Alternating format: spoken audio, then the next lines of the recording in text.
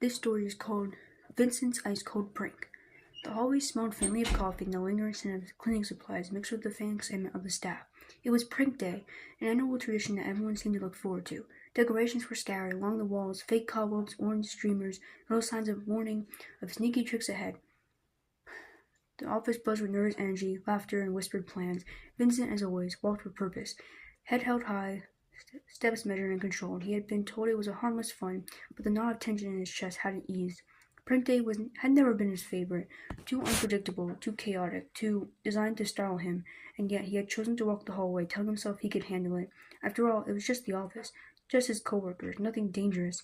His eyes scanned the floor, the walls, the ceiling, not because he distrusted anyone, but because he knew his own tendency to jump at unexpected things. His body was already on edge, muscles tight, tenses sharp. Every small sound, every shift in light, made his nerves twitch. Then it happened.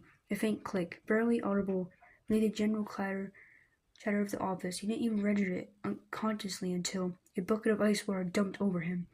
The first sensation was shock, instant, violent, sharp. The cold rippled through his clothes, soaking into every fiber. His hair plastered against his head. Water ran down his face, over his neck, dripping onto his clothes. His breath caught in a strangled gas, lungs tightening as if the air itself had become too cold. He staggered slightly, arms filling briefly as he tried to regain balance. His legs wobbled. The tiles underfoot felt slippery now, and he had to grip the side of the wall to steady himself. His skin crawled with goosebumps, every nerve ending alert. He shivered violently, shoulders hunched instinctively, teeth chattering. His whole body felt like it was vibrating from the sudden immersion in freezing water. From down the hallway came laughter, loud, exaggerated, gleeful. "You should have seen her face!"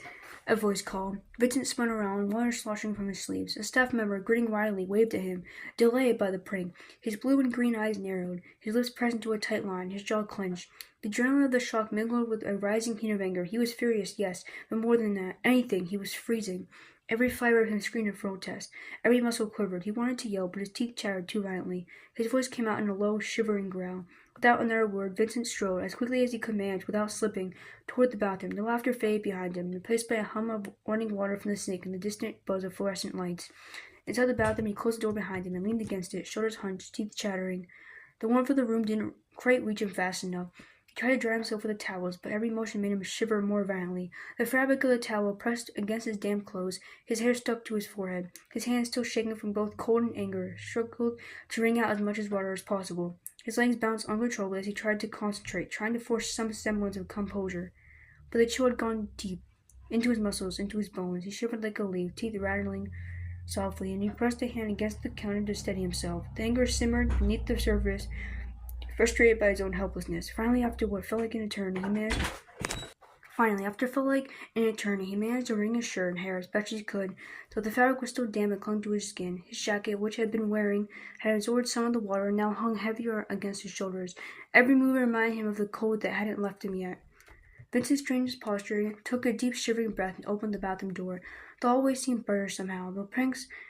Sounds of the prank day continued around him. He stepped out, legs still quivering slightly, hands moving to rub his arms in an unconscious attempt to warm himself. And then he saw her. Destinee. She had been walking down the hall and noticed him emerge. Her eyes widened slightly at the sight. His hair, damp and plastered, his clothes sticking to him, shoulders hunched from the cold, hands pressed against his arms, trembling. Goosebumps were visible along the back of his neck. His leg bounced again, an almost imperceptible twitch of still present panic. "Vincent," she murmured, her voice soft but concerned. She quickly approached him, hands ready to help, to offer warmth, to steady him. Vincent attempted a small nod, but his teeth rattled from the chill. He opened his mouth to speak, tried to tell her he was fine, but all that came out was a shivering, almost inaudible, "I'm okay." This didn't comment on the obvious slides. She simply placed a hand gently on his back, near the damp area of his shirt, and pressed slightly. "You're freezing," she said softly, carefully, like speaking louder might make him flinch. "Come with me. Let's get you warm." He flinched at the tough touch initially, still reacting from the sudden cold, but didn't pull away. Her presence, calm and steady, gave him an anchor in the storm of his shivering body. Vincent's hands rubbed his arms harder, trying to generate warmth. His chest rose and fell rapidly with shaky breaths. Each movement was exaggerated because his muscles were still tight from both shock of the water and the lingering cold. He pressed his forehead against the wall for balance, shivering violently. Destinee waited patiently, speaking softly. "We'll get you warm. You're not alone. Just lean on me." He exhaled a long, trembling breath and allowed her to guide him gently toward the lounge area where he could sit down. Every step made him quiver, shoulders rising and falling as his body continued to react to the shock. Once seated, she wrapped a dry towel around his shoulders and handed him a warm mug of tea she had quickly made. Vincent's hands, though still shaking, clasped the mug with care. The warmth seeped into his fingers slowly, spreading to his core.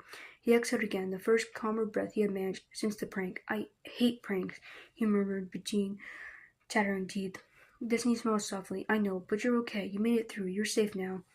Vincent's shivering didn't stop immediately, but the warmth of her hand on his shoulder and the gentle presence beside him made the quivering less frantic, less uncontrollable. He slowly, very slowly, began to regain some composure, leaning back into the chair, letting the towel and tea help him follow bit by bit. She stayed with him, calm and patient and steady, letting him process the shock at his own pace. Every so often she rubbed his back lightly, whispered small reassurances, and made sure he didn't have to face the lingering cold or embarrassment alone. Even after he had regained some warmth, the tremors of shock and the memory of the icy water still ran through him. But with Destinee there, Vincent knew he could recover. He could settle. He could take it slow. He could breathe again. And though he was still cold, still shaking faintly, so frustrated and angry, he was not alone.